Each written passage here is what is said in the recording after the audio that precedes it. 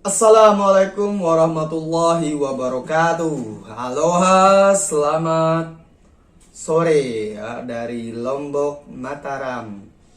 Hari Jumat adalah hari yang tepat untuk membahas materi-materi yang berupa arah ya. Arah untuk kita diskusikan, untuk kita renungkan ya, untuk menjadi lebih baik, atau materi self help, pengembangan diri dan lain sebagainya.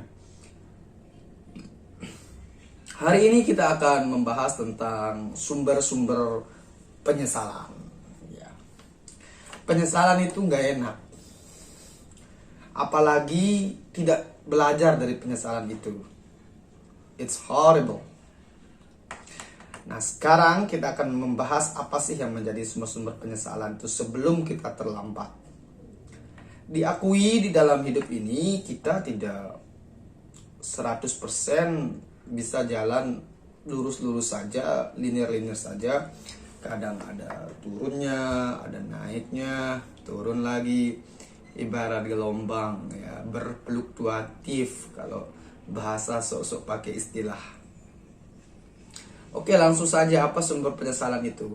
Yang pertama, kelamaan mencari jati diri. Kelamaan mencari jati diri. Maksudnya apa ya? Jadi seakan-akan kita pengen sesuatu itu, kita merencanakan sesuatu itu seperfect mungkin, begitu ya. Kita menteorikan, kita membuat perencanaan ya. Kemudian kita membaca banyak hal sampai lupa satu hal, yaitu melangkah, karena kita kelamaan berpikir begitu. Padahal berpikir saja itu tidak akan membawa kita kemana-mana. Ibarat di lampu merah, yang nama berpikir itu kita tahu merah, kuning, hijau itu sebuah tanda ya. Merah berhenti, hijau jalan, kuning udah siap-siap. Tapi kita tetap diam saja. Ketika udah hijau kita diam saja. Kita memperhatikan, mempelajari, oh ini lampu merah begini artinya, dan lain sebagainya. Padahal orang di kiri kanan kita sudah bergerak. Kemudian yang merah juga kita diam gitu. Orang sudah mulai jalan, hijau orang jalan, kita mesti diam aja gitu. Karena kita berpikir tentang lampu itu, padahal kita sudah tahu. Ya, itu maksudnya kelamaan cari jati diri ya. Move, bergerak. Oke, next. Nomor 2, menyenangkan semua orang. Ya, menyenangkan semua orang.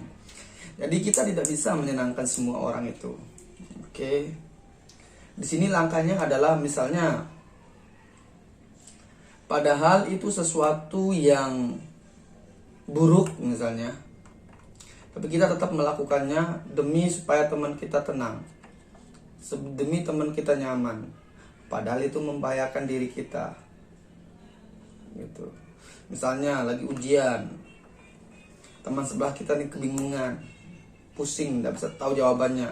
Teman baik kita, oh kita pengen buat dia seneng, bahagia, kita berikan dia contekan. Padahal ada pengawas di sana dan dia melihat, dan kita kena hukuman.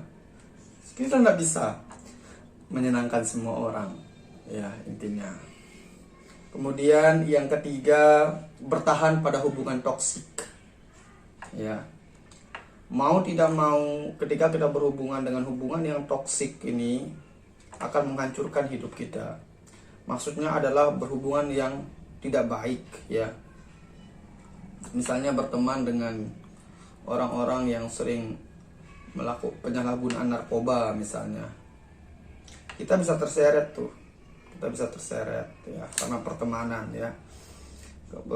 Kemudian berteman dengan orang-orang yang malas ya, kita akan ikutan malas.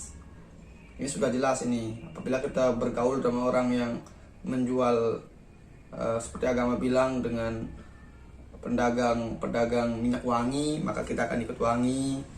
Kalau dengan orang yang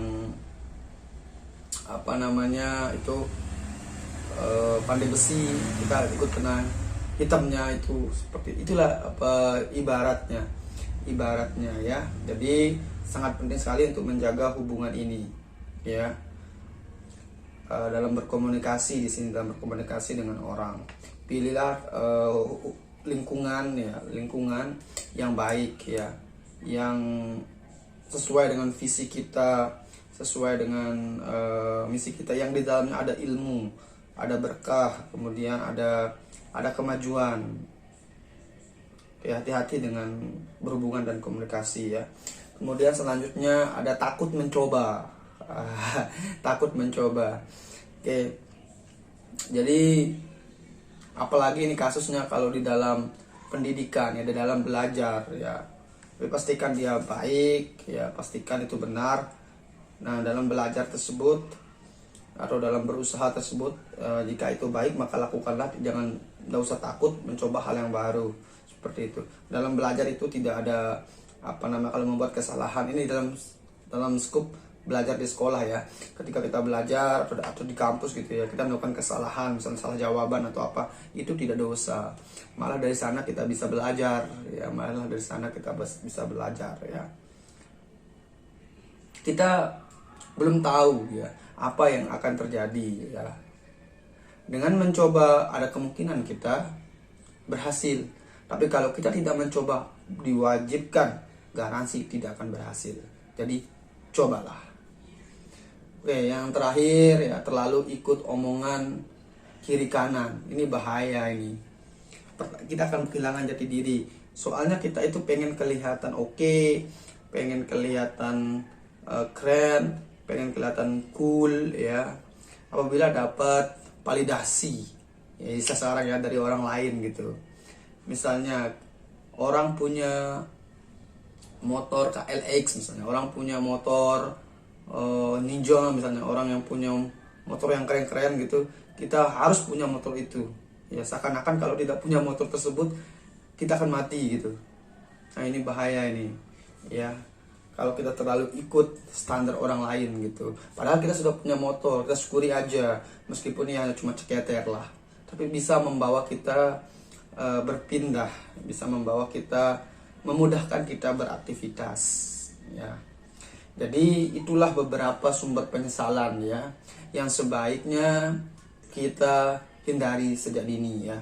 Yang pertama ada kelamaan mencari jati diri tadi, kelamaan berpikir gitu ya, kelamaan mengulik-ngulik begitu, kelamaan merencanakan ya sampai lupa untuk bergerak. Kemudian yang kedua, menyenangkan semua orang. Kita tidak bisa menyenangkan semua orang. Pilihlah 1-2 orang terdekat, orang tersayang yang untuk disenangkan. Ya, jangan semuanya, tidak akan bisa. Ya, karena setiap orang itu kan berbeda-beda standar maunya ya. Kemudian yang ketiga, bertahan pada hubungan yang toksik ya. Karena hubungan yang toksik itu kan hubungan yang bisa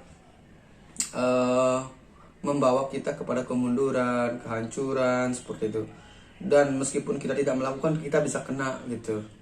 Maka di sini pilihlah teman-teman bergaul yang positif, yang baik ya, yang sesuai dengan kemajuan ya, yang sesuai dengan visi misi kita. Kemudian selanjutnya ada takut mencoba.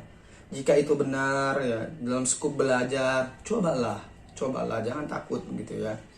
Takut itu biasanya disebabkan oleh ketidaksiapan, ketidaktahuan. Ya, itu biasanya takut tuh, itu yang menyebabkan orang takut itu.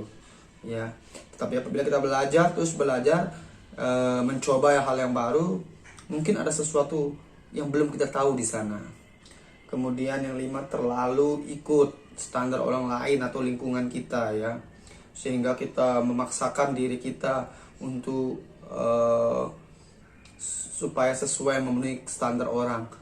Ini bahaya sekali nih. Kita akan kehilangan jati diri kita. Oh, dirimu bukan Maliki lagi jadinya. Oh, dirimu bukan si A. Oh, bukan dirimu si B lagi.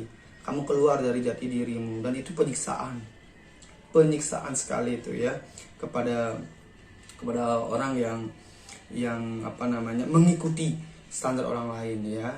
Mungkin hanya ini yang bisa saya ucapkan, bisa saya share ya. Mari kita belajar bersama-sama di sini ya. Oke, see you.